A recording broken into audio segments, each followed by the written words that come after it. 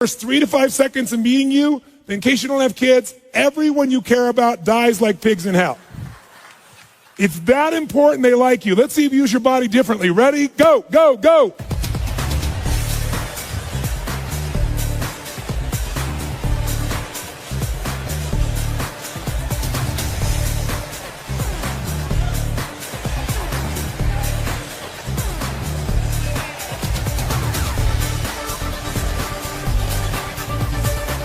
All right, did that feel better, yes or no? Yes or no? Did you use more of your body, yes or no? More of your face, yes or no? Did you breathe more full or more shallow? Did you talk louder or quieter? Did you move faster or slower? Did you hesitate or go straight for them?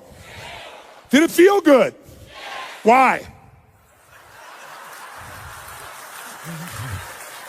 Because emotion is created by motion.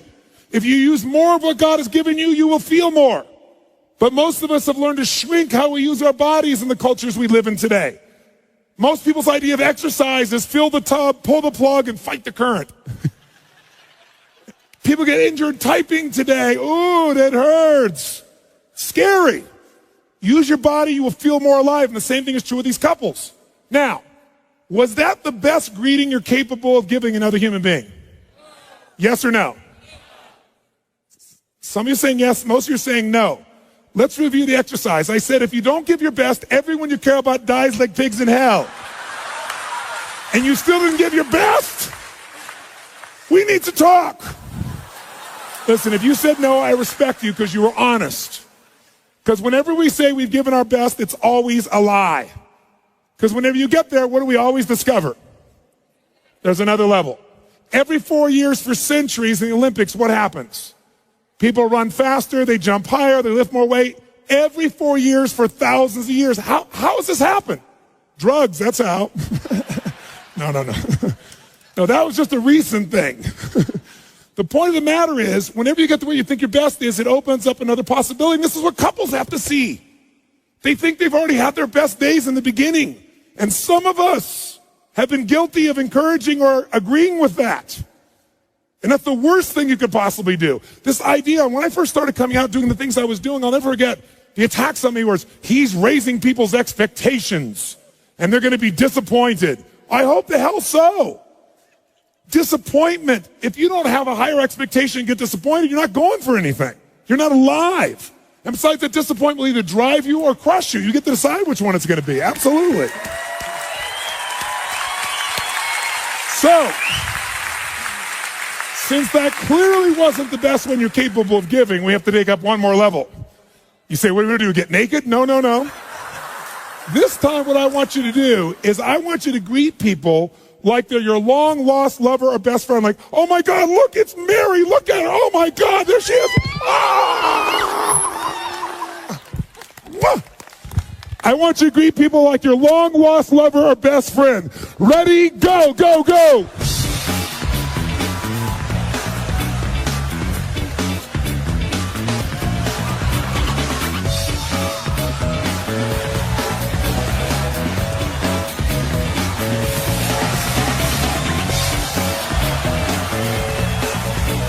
Did that feel better, yes or no?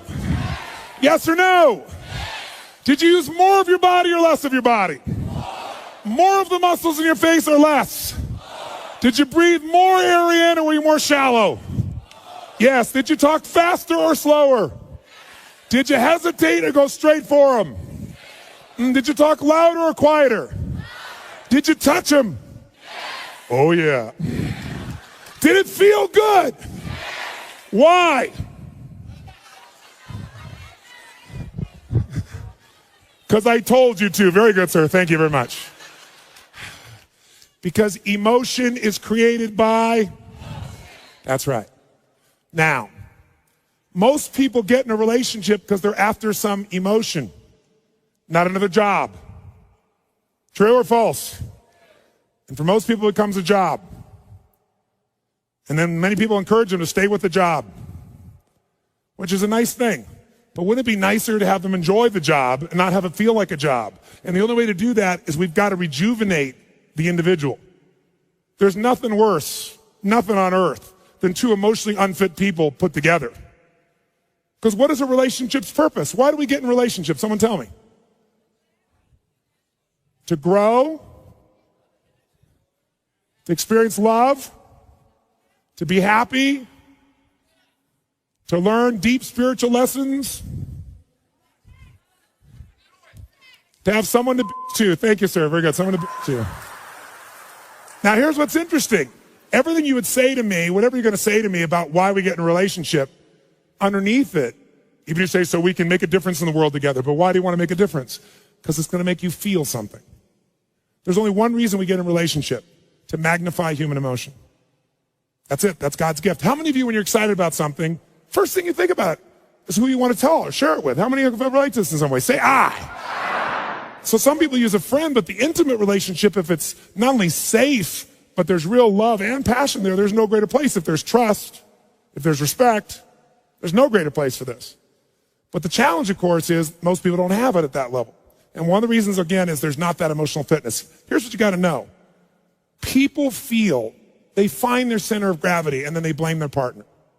And here's what I mean by this. When 9/11 happened, I'll never forget, I had this experience. I was in Hawaii. I was doing a program there for a couple thousand people from 45 countries. We were translating 4 languages simultaneously. It was a 10-day program I used to do that was full tilt from 8 in the morning to midnight. I mean, you had people from all over the world, real leaders. And I just said, living. When do people really begin to live? When they face death. If they face death and they look it in the eye and decide to live, they really start to live.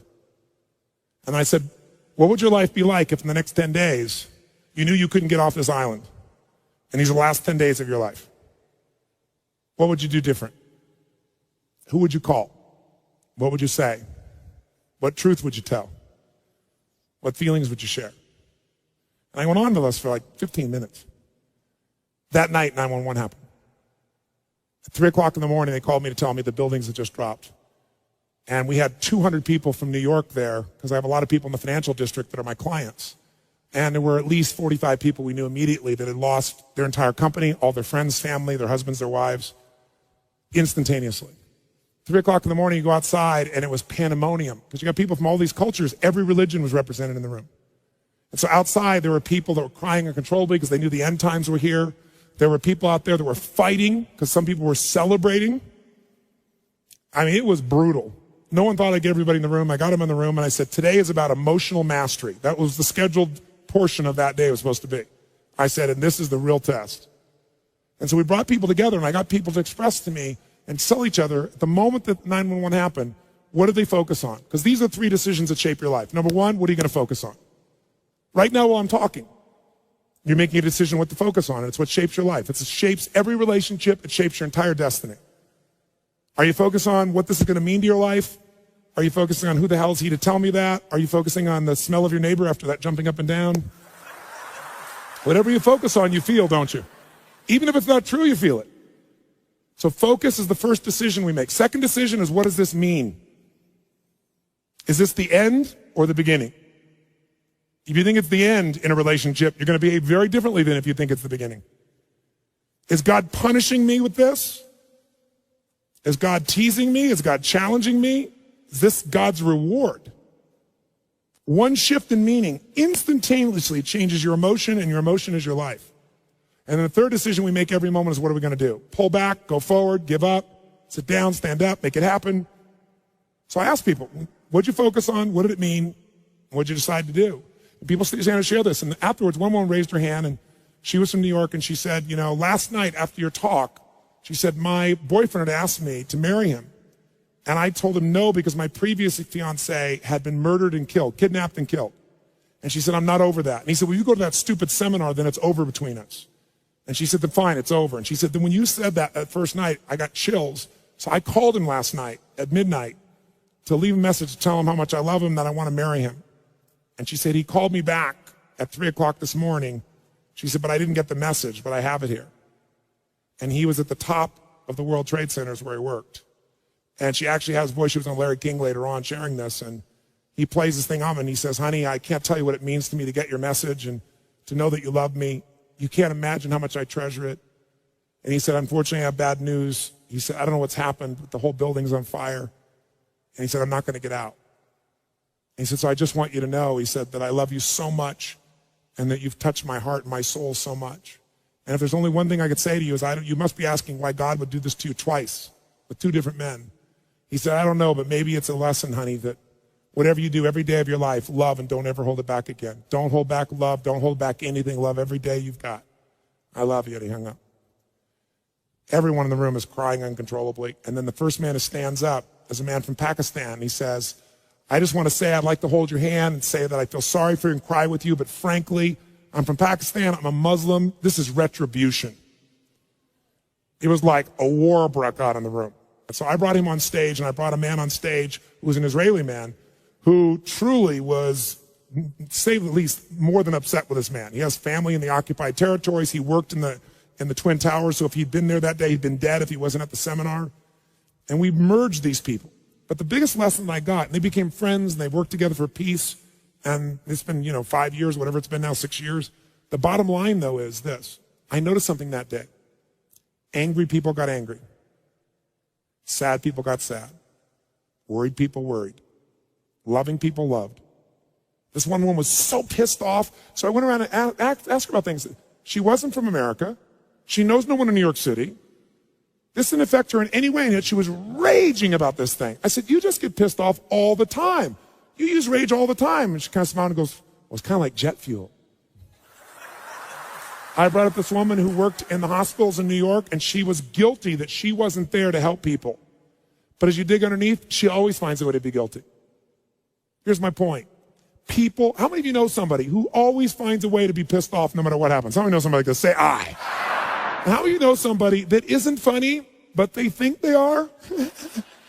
And they laugh so hard at their own jokes that you find yourself laughing too. How many got somebody that say, I? Who do you want to be with? Not hard to figure out, is it? Emotions are a habit. And when we go to relationship, all we do is magnify them. And then we find reasons to back them up. Those people use 911, as horrible as it was. I said to them, all of them, you could be feeling this sad. You're going to feel this sad, as horrible as it is that 3,000 people died. Guess what? 4,000 people die of cancer and heart disease every day in this country. And they're men, women, children, aunts, uncles, mothers. And you're not sitting around crying about them every day. Why are you so selective in your compassion? Because what we did is focus on it, and then people use that to produce an emotion. That's what people do in a relationship. You want to change a relationship? Change the primary emotion that person lives in. You want to do that? Retrain their body is one way. Only one. I'm going to give you a couple, but that's one. And the best way to do that is only if you can done it to yourself. So let's take this up one notch. Shake your body out. And notice if you sat down already, that ought to give you a clue that energy may not be at the high top of your list. Okay?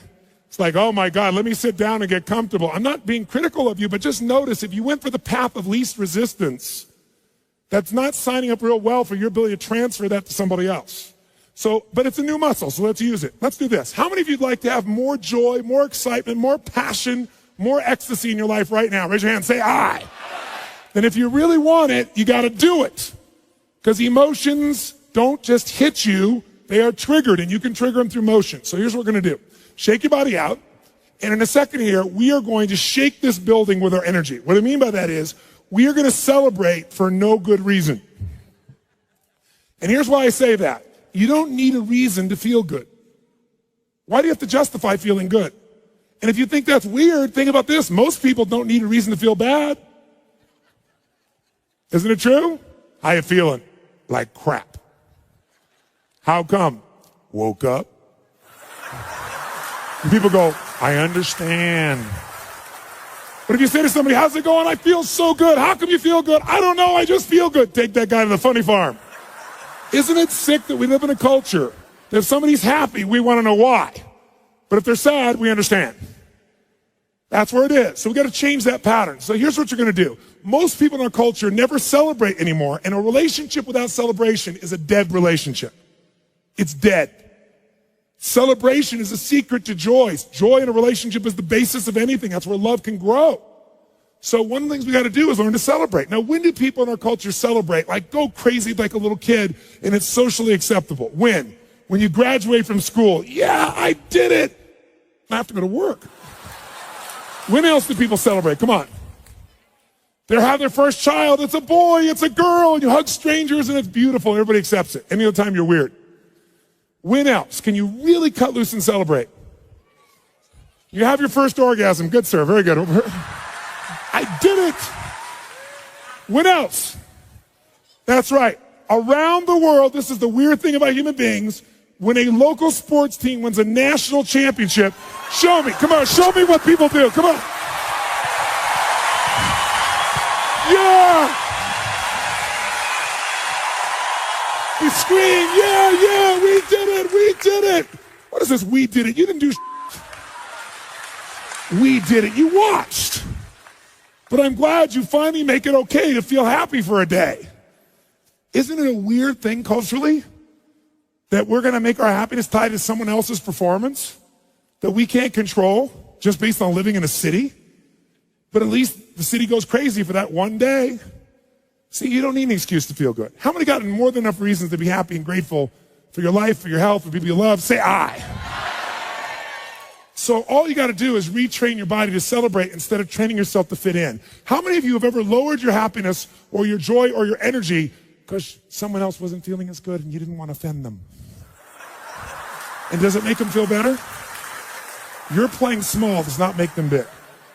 All it does is lower the standard, and most of us have learned to do that. So if you're going to lead, you got to step out of it. So let's do this. We are going to celebrate just to get that energy in our body. On a scale from 0 to 10, where 0 is dead, 10 is unstoppable intensity, go to 20. Now to do that, in case you haven't celebrated in many years, I'll remind you. First key to celebration is your feet must come off the ground. None of this, I know it looks cool, but when you actually rise up like this and you extend, you open your diaphragm, which changes your biochemistry instantly. It doesn't happen when you do this. Second key is you must use your voice. How many of you and your kid used to make all kinds of weird noises? Come on. Make some crazy sounds out loud. Come on.